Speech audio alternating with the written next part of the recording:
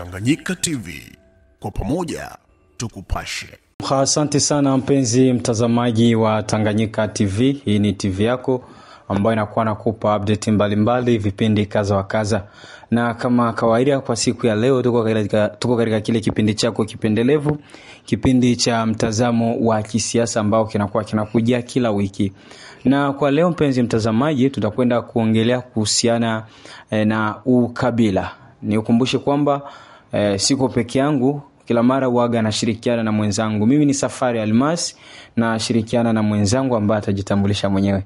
Ndio, kwa jina ni Isaac Mulucha Ashbe. Nashukuru sana Safari Almasi kwa kuwa nawe kwenye kipindi hiki kwa siku ya leo.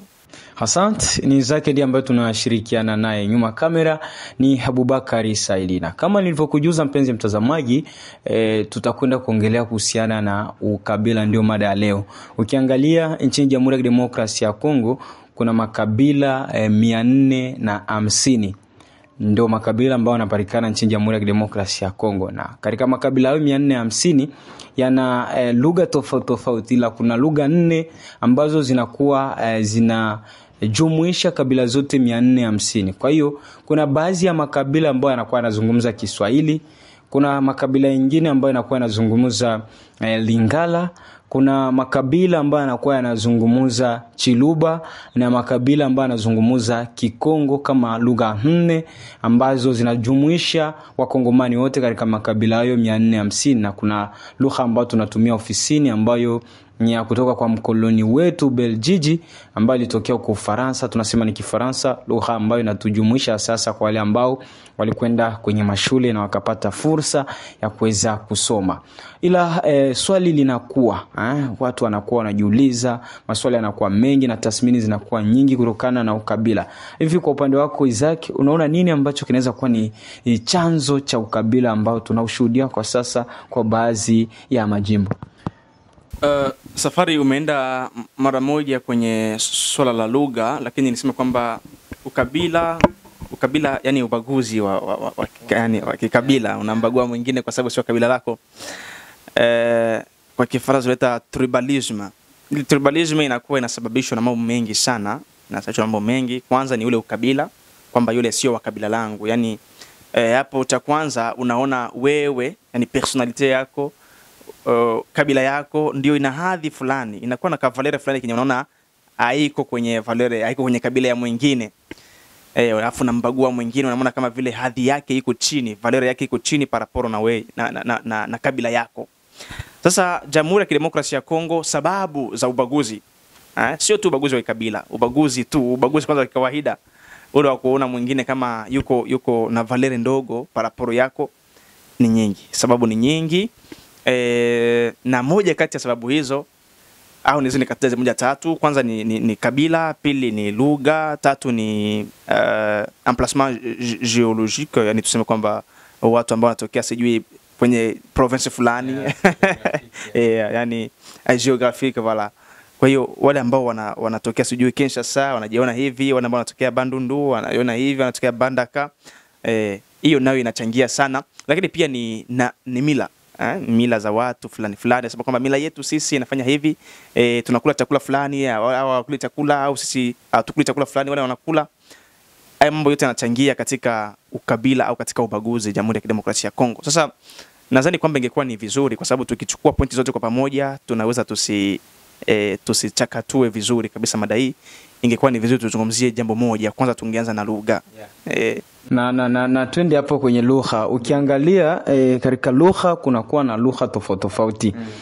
Japokuwa kuna zile lugha 4 ambazo zinakuwa na tujumuisha sisi wote, lugha za taifa, ila kuna vilugha vidogo, unakuta hawa ni Wandande, hawa ni Wabwari, Wazoba, Wabembe, sijui wa nani, Watetela. Kwa gisi tathmini iliyoko kweli, kwa lugha ambazo tunazitumia zinakuwa zinapelekea sasa ubaguzi uwepo na kupelekea hata maendeleo katika sehemu zingine, kwa kuwa huyu ni wafasi fulani anakuwa anaongea lugha hii na anakuwa anafanya katika kufanya vitu vya kimaendeleo sehemu ambako kunaongelewa lugha ile. Unaona vinachangia kabisa. Safari Almasi, hilo ndo nimekuwa nimeshasa naanza kuingia ndani, kwa sababu kwanza tuelewe kwanza ubaguzi hauna advantage, hauna manufaa. Yani ubaguzi unajaa ma consequence, unakuwa tu naleta madhara katika nchi au katika yule ambaye anauendekeza ule ubaguzi. Na tumezungumzia kuhusu lugha. Mimi si mwana historia, lakini nadhani kwamba historia ya Kongo au historia ya lugha za Kongo inakuwa ni ndefu zaidi, inatokea nyuma huko Kongo. Sasa hivi tunakuwa na kabila takriban ni 450. Tuseme 450. Sasa hizo kabila 450, kila kabila inaongea lugha yake, au wanaongea lugha yao, lakini kisiasa, wafanya siasa wa zamani wale ambao walitutawala mapema waliona kwamba ingekuwa ni heri kuchagua lugha kubwa ambazo zitatujumuisha sote kwenye nchi moja. Tukachagua lugha 4 ambayo ni Lingala, Kiswahili, Kikongo na Chiluba. Hizo ndio lugha 4 za taifa, na kukawa lugha moja ya ofisini kama nilivyosema, yani Kifaransa, lugha ya mkoloni, ambayo hiyo wale ambao walienda shule ndo wanaizungumza hiyo. Sasa kuna jambo fulani, kwa sababu lugha hizi 4 zinaongelewa pia na watu kutoka sehemu 4 kidogo za kijiografia. Maana yake nini? Huku mashariki sisi tunazungumza Kiswahili. Ukiangalia provinces za huku juu hivi, kuanza Nord Kivu kule juu, kuanza tuseme Ituri kule, mpaka tunaenda Katanga, Tanganyika, wanaongea Kiswahili. Lakini kuna wengine ambao wanakuwa katikati hapo, wanaongea Wakasai, wanaongea Kiluba, wanaongea, wengine wanaongea Kikongo, na wengine watu wa Equateur wanaongea Lingala. Sasa unaona kwamba lugha zinatugawa kwanza kama lugha, lakini pia zinakuwa na emplacement géographique, maana yake watu fulani wa upande fulani wanaongea lugha fulani. Sasa katika historia ya Kongo, yale mambo yale yaileta taharuki kwa sababu gani? Kwanza, Kongo ni moja kati ya nchi ambazo zinakumbwa sana na vita. Tunakumbwa na vita vya mara kwa mara, na vita vingi vya Kongo vinaanzia mashariki. Kwa hiyo vita vikianzia mashariki, wengine wale ambao labda hawazungumzi Kiswahili wanaona kwamba Waswahili ndo wafanya fujo, waanzilishi wa vita. Lakini kuna jambo ambalo lieleweki, sio kwamba Waswahili ndo waanzilishi wa vita, au sio kwamba ukizungumza Kiswahili ndo utapigana vita, ndo utaanza vurugu. Inawezekana sana kwa sababu mashariki ndo kuna adui, labda mashariki ndo kuna mlango wa kuingilia, mashariki ndo sehemu ambayo labda ni ya kimkakati zaidi kwenye jamhuri, ili adui apate kuingia katika Jamhuri ya Kidemokrasia ya Kongo. Nadhani kunakuwa na sababu fulani za kisiasa, za kijeshi ambazo wafanya siasa na wanajeshi wanazijua. Lakini tutaka kuzungumzia jambo la lugha hizi 4, ni kwamba Wangala nao hawakosi matatizo hivyo hivyo. Wangala nao wanasemekana kuwa wana matatizo yao, Waluba nao wana matatizo yao, na Wakongo. Unaona wengine wanasema kwamba wanaozungumza lugha hii kama sijui Lingala, kama sijui Chiluba, wanakuwa ni wabaguzi sana. Lakini sio kwa sababu walizungumza Kiluba ndo wabaguzi. Kwa hiyo kwanza, lugha yenyewe haiwezi ikatuma mtu akawa na tabia fulani. Tukizungumzia lugha, ni matamshi ambayo mtu anayakuta katika dunia. Ni kama vile wewe Safari ungezaliwa Equateur, ungeongea Lingala. Wakati unaongea Lingala, sio kwamba ile Lingala inakupa akili fulani. Lakini sito kukata hapo, sito kukata. Kuna kile ambacho tunasemaga siku zote kama croyance. Mfano, unazaliwa nakuta baba yangu mimi ni mvuvi.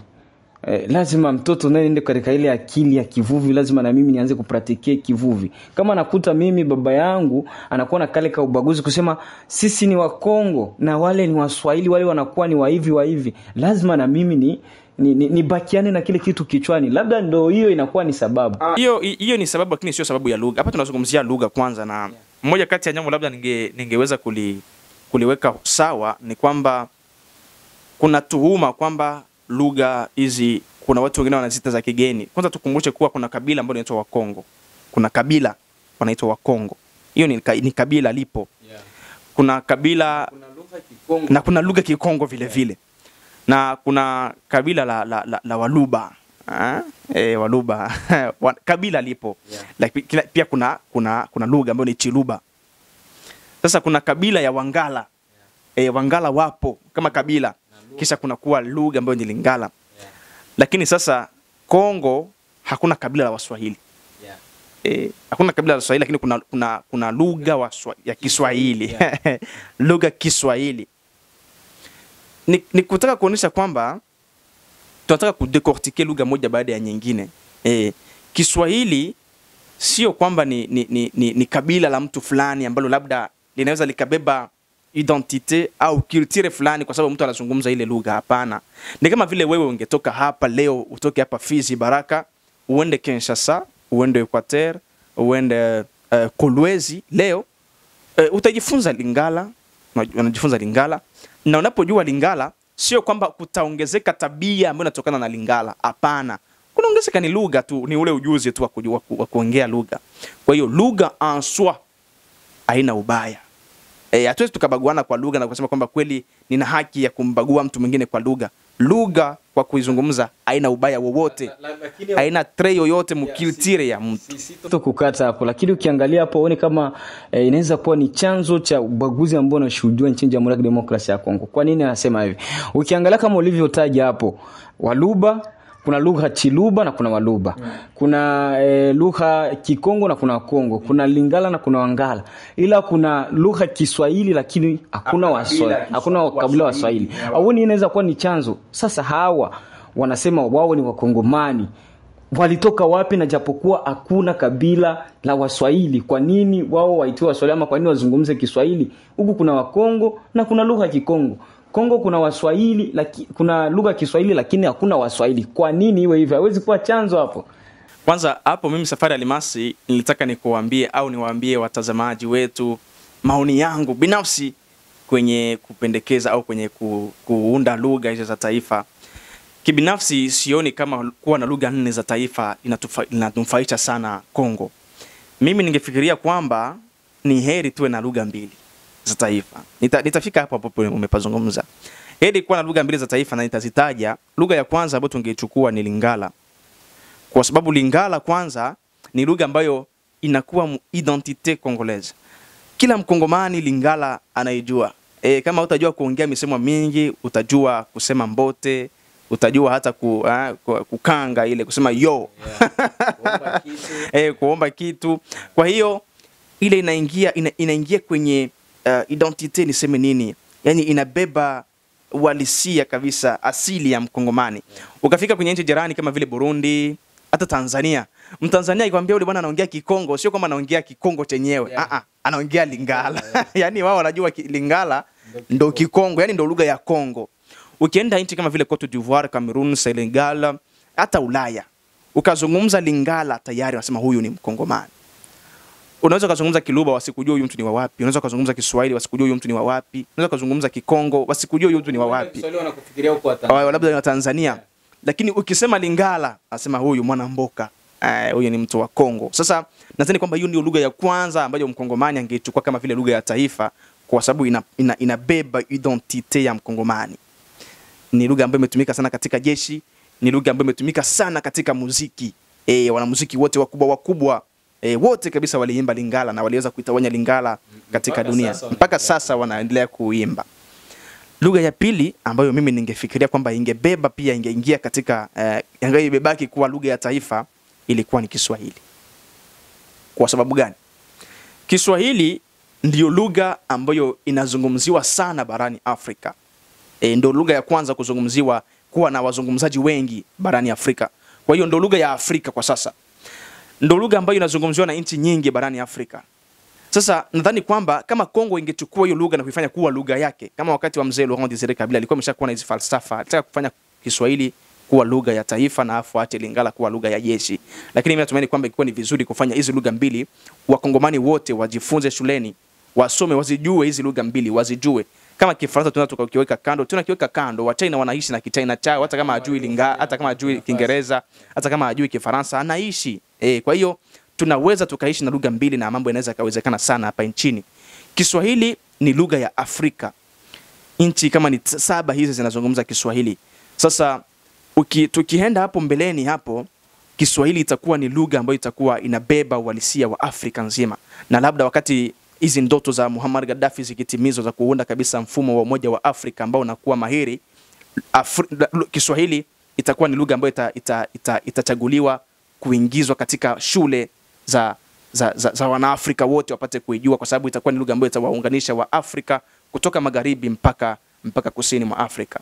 Kwa hiyo hizo ndio sababu mbili kwanza za mimi kuomba hizi lugha mbili ziachwe kama lugha za taifa. Yale mengine yale Kiluba, Kikongo zibaki tu kama lugha za kawaida, kama vile kilivyo Kinande, kama kilivyo Kitetela, kilivyo Kibembe, kilivyo Kifulero, kibaki hivyo haitakuwa inasumbua sana.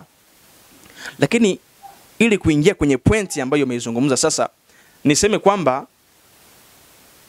tokea mwanzo nimesema kwamba hakuna sababu ya kumbagua mwingine kwa sababu ya lugha ambayo anayezungumza. Kuna watu wanasema kwamba mtu akiongea lugha fulani wanakuaga wa tretre, wanakuaga wasaliti.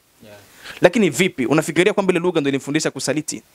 Katika historia ya mwanadamu wasaliti walikuwepo, wengine wazungumzi Lingala, wengine wazungumzi Chiluba, na wengine wazungumzi Kiswahili. Lakini walisaliti nchi, walisaliti wenzao, wengine walimsaliti mpaka Mungu. Kwa hiyo nadhani kwamba Yuda Iskariote naye hakuzungumza lugha moja ya taifa, lakini alimsaliti Yesu. Kwa hiyo lugha haimsaliti, msaliti anakuwa ni moyo wa mwanadamu. Tukiangalia katika historia ya Jamhuri ya Kidemokrasia ya Kongo, wasaliti hawakutokea kwenye sehemu moja ya taifa, hapana. Wasaliti walitokea sehemu zote. Kuna mifano ambayo yuko hai ambayo walizungumza Lingala wakasaliti, walizungumza Kiswahili wakasaliti nchi, walizungumza Chiluba wakasaliti nchi, walizungumza Kikongo wakasaliti nchi. Kwa hiyo sidhani kwamba tuhuma za kusema kwa sababu anazungumza lugha fulani ndo ni msaliti, ndo ni mpenda vita, hizi tuhuma hazibebi ukweli ndani yake, ni porojo tu na mazungumzo ambayo yanatolewa na mtu ambaye hana falsafa kichwani mwake na ambaye hajaelewa mambo vizuri ya dunia hii. Na labda kwa kuwa mara hii inaweza ikatukokota muda sana, twende kwenye katika pointi ya pili, kwenye upande wa jiografia. Kwa kuwa ulizungumza kwamba jiografia nayo inakuwa inachangia katika ubaguzi. Ukiangalia nchini Jamhuri ya Kidemokrasia ya Kongo tuna mikoa 26 kwa sasa. Japokuwa hapo awali ilikuwa 6, ikaja 4, 6, 11 hadi sasa 26 tunayo sasa. Kwa tathmini ambavyo unaona kwa mikoa hii 26 ambayo inagawanyika katika sehemu tofauti nchini DRC, kweli inachangia kwa ubaguzi na kweli inachangia kwa nafasi zingine kutokuendelea, na hii inakuwa sababu ni kutokana na wale ambao ni wazawa wa pale, ama ni kitu ambacho kilikuwepo tangu awali. Yani unakuja unazalika unakuta hapa siwezi nikapaendeleza katika mkoa huu unakuaga unabaki nyuma tu, ama ni kutokana na wale ambao ni wakuu viongozi wanaotokea kule ndo wanachukua maslahi ya pale kwa kuwa wao ndo walitangulia mbele sana, ama inakuwa ni kwa nini? Kwanza kwenye swali hilo ningewaomba wasikilizaji wale ambao nataka ni wapenzi sana wa historia ya Kongo wamfuatilie mzee mmoja anaitwa Thomas Lowaka Lusenjola. Yeye aliwahi kuwa speaker wa bunge la taifa na aliwahi kutumika sana kwenye serikali. Ni mwana historia mkongwe sana, anajua Kongo vizuri, na yeye anatoa historia vizuri sana ya gisi namna gani mikoa ilitoka kuwa 4 mpaka 26. Sasa kwenye kujibu swali hilo ni kwamba kuna watu, kwa sababu mimi ninavyoelewa katika dunia hii, mtu ambaye hajatembea wala alisoma alafu akili yake ya kuelewa ni ndogo, ndio anabakia na falsafa ya kubagua mtu mwingine. Mtu ukishasoma vitabu, ukishatembea sana na kuelewa mambo ya dunia hii, hauwezi ukambagua mtu kwa sababu anatokea kwenye kabila fulani au kwenye sehemu fulani. Sasa watu Jamhuri ya Kidemokrasia ya Kongo, kuna mtu anambagua mwingine kwa sababu anatoka katika province nyingine. Huu ni ujinga wa hali ya juu, Safari Alimasi. Ujinga wa hali ya juu. Kwa sababu gani? Kwa sababu aliyetengeneza ile province si baba yako na wala sio Mungu. Ni mtu mmoja tu ambaye alichora hivi kwenye karatasi, akasema kwamba kuanzia hapa nitaenda hivi kufika hapa, hii ndio Sud Kivu. Natoka hapa tunaenda hapa, hii ndio Sankuru. Tunatoka hapa tunaenda hapa, hii ndio Kasai Central. Unaelewa? Sasa wewe wanakuja kuambia umezaliwa na kuambia useme hapa kwenye upo hapa ndio Sud Kivu. Unajiapproprier identité. Unakuwa na affection, unakuwa na ule upendo mmoja wa ajabu na province yako ambayo haujui ililetwa vipi, ilizaliwa vipi. Unampinga mwingine ambaye ametokea sehemu nyingine. Mimi simtaki watu wa fulani bwana. Watu wa Lualaba wanakuwa watu wa ovyo sana. Sijui watu wa Katanga ni watu wa ovyo sana. Sasa wewe zamani hiyo Katanga, hiyo Tanganyika, hiyo Sud Kivu zote zilikuwa ni Kivu zote hizo wewe. Na labda kesho tena hapo kwako ulipo labda patagawanywa. unajikuta tena hauko Msidi Kivu na kwa province kingine kamoja sasa hivi. Kwa hiyo Mkongomani anayebagua mwingine kwa sababu ametokea kwenye province nyingine ni mjinga wa hali ya juu, ni mtu ambaye uelewa wake uko down, uko chini sana. Hatupashi kubaguana kwa sababu mtu ametokea katika province nyingine. Hapa ninatoa wito kwa vijana wote kwa jumla, kwa sababu kuna jimbo ambazo zinaongoza kwa falsafa hii. Kuna jimbo ambazo zinaongoza kwa falsafa hii, na naweza nikataja kwamba jimbo ambayo inaongoza najiruhusu kutaja kwa namna yangu ya kuelewa. Najua kwamba labda inaweza ikasikika vibaya, lakini kwa namna yangu ya kuelewa naweza nikataja. Watu wa Katanga wanaipenda sana Katanga. Wanaipenda sana Katanga de façon imeshaanza kugawanyika. De façon que wanapenda sana, na ile ni falsafa ambayo iliingizwa akilini mwao na mzee mmoja ambaye anaitwa Moise Chombe. Yeye ndio aliacha falsafa ile katika akili za Wanakatanga. Lakini Wanakatanga wale lazima wapokee ujumbe na wajue kwamba wao ni Wakongomani. Kuanza mwanzo mpaka mwisho wa dunia watakuwa Wakongomani na watabaki Wakongomani. Hakuna Katanga atakayokatika. Wanakuwa Wakongomani na wasijione kwamba wana fikra ambazo ziko tofauti na watu wengine kwa sababu wao ni Wakatanga. Hapana, ile ni akili mbovu sana. Wote wale walikuwa kwenye Kivu, wale walikuwa kwenye Shaba, walikuwa kwenye sijui Kasai. Sasa kama kesho ile Katanga wanaigawa mara pili tena watasema nini? Wameshaanza kugawanyika. Unaona hivyo? Wanatanganyika ambao imezalika ndani, ndio hivyo. Kwa hiyo unaona kwamba mambo yanakuwa kama vile hayana uzito kujigambia province yako. Kwa hiyo nasema kwamba kweli watu Kongo kuna watu fulani ambao wanawatukana wengine. Ninaona hasa watu ambao kwenye vita hivi vya M23 wanakuwa katika mlengo wa M23 wanakuwa kidogo na tabia ya kuwatukana watu wa Kinshasa, kusema kwamba Goma au huko kwetu sisi Waswahili tunakuwa ni watu ambao tunasamini sana usafi, sijui tunakuwa watu ambao tuko organize vizuri paraporo na watu wa magharibi. Lakini hayo mambo sio tamko ambazo zinaiba ukweli, ni tamko tu za kugawanya watu. Hakuna aseme wewe ni msafi kwa sababu unazungumza Kiswahili au kwa sababu unaishi Goma. Hapana, ni kwa sababu kulikuwa administration ambayo ilitolewa labda na mtu kutoka Shaba, labda na mtu kutoka Lumami, labda na mtu kutoka wapi, ndio amekuja kuweka tu administration nzuri pale na mkajiunga vizuri. Kwa hiyo hakuna sababu yoyote safari ya Almasi ya mtu hasa vile vijana kumtenga mtu mwingine, kumbagua Mkongomani mwingine kwa sababu wametokea kwenye province ambayo sio ya kwako. Haina maana. Na labda Izaki hapo katika kitu ambacho nimekiwaza kwa sasa, ingine ambayo inachangia ni mfumo wa uongozi ulioko nchini Jamhuri ya Demokrasia ya Kongo. Hasa kwa upande wa viongozi wa majimbo, sasa magavana. Ni vigumu DRC uweze kuona mtu ambaye anatokea Shaba anakuja kuwa governor wa jimbo la Kivu Kusini. Na huo ndo uzirishaji ubayana, kuwekwa bayana kwa ukabila wenyewe. Hii hali huoni kama inaweza kuwa inachangia nayo, kwa kuwa ni vigumu sana Purusi ambaye ni governor wa jimbo la Kivu Kusini wamtoe pale waende mweka katika mkoa wa Katanga. Sidhani kama anaweza kaikaa, wala wampeleke Kasai, Kongo Central. Liko Zaire linaonekana bayana kabisa kwenye nchi yetu, lakini kwambie kwamba taifa letu lina matatizo makubwa. Wakati taifa bado tunabaguana kwa sababu ya mikoa, ametokea mkoa fulani, tuko mbali sana safari ya Almasi. Na ili kumlimaliza hili linaomba uongozi bora. Yule leader, yule kichwa, yule aliko kule kichwani kule juu kabisa kule, hawe mtu mwenye kuwa na fikra anakuwa na fikra tunduizi za kufikiria, za kuangalia namna gani atakaribisha ya mambo. Mkongomani ni mtu mmoja bwana. Mkongomani ni mtu mmoja, na siku ambayo kuna mwamba atasimama katika nchi hii utaona utamu wa hii Kongo. Kwa sababu gani? Yeye atatupatia ujumbe wa umoja. Sasa hivi tumeona marais wamepita wengi sana. Tulikuwa na Rais Kabila hapa ambaye amepita. Unaona shauku yake kutangaza umoja haikuwa kubwa sana. Yaani ni kama vile umoja wa taifa au msumbui sana. Hata rais wetu Tshisekedi, umoja wa taifa sio jambo ambalo anaweka kipaumbele sana. Analizungumza, lakini sio jambo ambalo anatoa nguvu zake sana kuliimarisha. Kwa hiyo unagundua kwamba hawa watu hawana habari kwamba nchi kila mtu anajiendesha kivyake. Na tunataka mtu ambaye atatoa sera za kukomesha ubaguzi na kuwaleta Wakongomani kwenye kitu kimoja. Na ili kufanya hilo jambo sasa, ni kama ulivyosema, ni kuwachanga watu. Unawachanga watu. Unamuondoa huyu hapa unampeleka kule, unamuondoa yule kule unampeleka huku. Mkongomani anajisikia kwamba yuko huru mahali popote atakapoenda, yuko kwenye nchi yake. Sasa hakuna mtu ambaye anakuwa tayari kufanya hizo siasa. Kila mtu sasa hivi kwanza anatumia dili zake tu na sijui kujaza mifuko yake. Hakujawa siasa ambayo inatengenezwa Kongo ya kujenga nchi.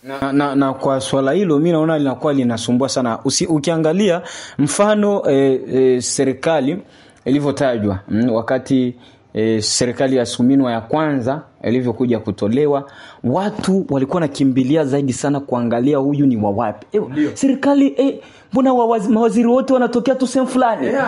Auoni kama hiyo ndo chanzo cha hata development kurokuwa nchini Jamhuri ya Demokrasia ya Kongo? Kwa kuwa si atuangalii huyu ni wa wapi, tunaangalia nani analeta maendeleo. Lakini tukishaona katika wale 40 kama na wangapi tunaona 30 ni wakasai japokuwa ni wa kimaendeleo, lazima tuseme, lazima watu watasema hapana, hapa hakuna sawa hapa. Kwa nini wawe tu wakasai?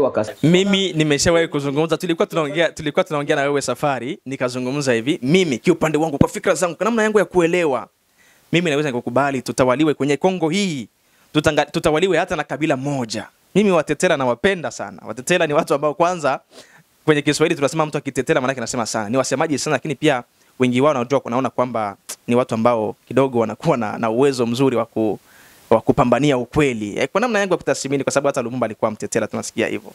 Nadhani hilo jambo ni la uhakika. Sasa naweza nikakubali mimi katika nchi hii tutawaliwe na mtu hata mmoja. Tutaona mtu huyu mmoja au kabila moja ambalo linaweza kuongoza nchi vizuri.